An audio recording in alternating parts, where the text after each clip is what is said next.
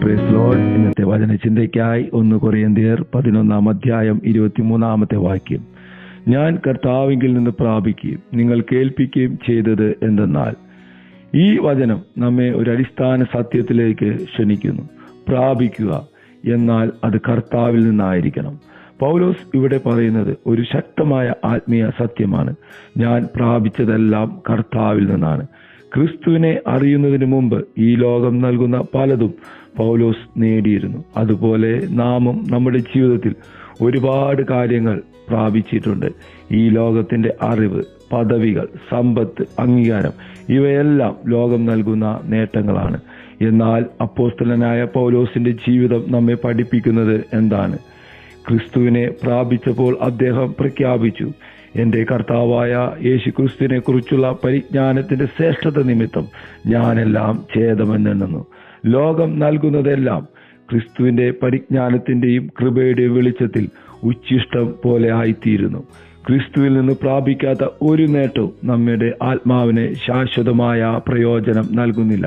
അതുകൊണ്ട് ഈ പുതിയ ദിവസം ആരംഭിക്കുമ്പോൾ നമ്മൾ ചോദിക്കേണ്ട ഒരു ചോദ്യം ഇതാണ്: ഞാൻ ഇന്ന് പ്രാപിപ്പാൻ ആഗ്രഹിക്കുന്നത് എന്താണ്?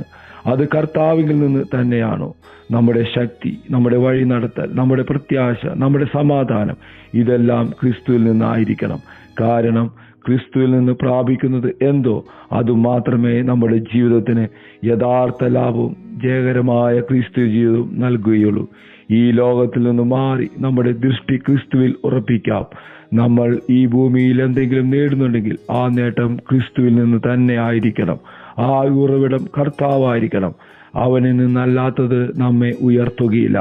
അവനിൽ നിന്നുള്ളത് മാത്രമേ നമ്മെ ജയകരമായ ക്രിസ്തു ജീവിതത്തിലേക്ക് നടത്തുകയുള്ളൂ. ക്രിസ്തുവിൽ നിന്ന് പ്രാപിക്കുന്നവർ ഒരിക്കലും ശൂന്യരായി പോകുകയില്ല.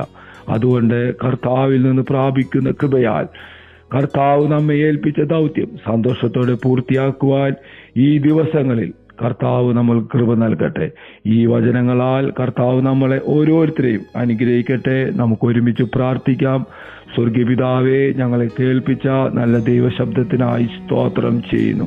കർത്താവേ, ഞങ്ങൾ പ്രാപിക്കുന്നതൊക്കെയും ക്രിസ്തുവിൽ നിന്നും അങ്ങേക്കുള്ളതായിട്ട് തീരുവാൻ കൃപ നൽകണമേ എന്ന് പ്രാർത്ഥിക്കുന്നു. ഈ വചനം കേട്ട ഓരോ മക്കളെയും യേശുവിന്റെ നാമത്തിൽ അനുഗ്രഹിച്ചു പ്രാർത്ഥിക്കുന്നു. അത്ഭുതമാക്കുന്ന കൃപയ്ക്കായി സ്തോത്രം. യേശുവിൻ നാമത്തിൽ തന്നെ ആമേൻ.